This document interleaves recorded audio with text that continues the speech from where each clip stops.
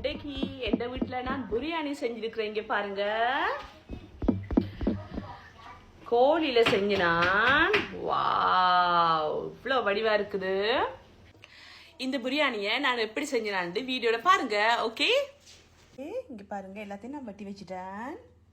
குங்குமப்பூ இது, அப்புறம் அந்த ஸ்பைசஸ் எல்லாமே ரெடி.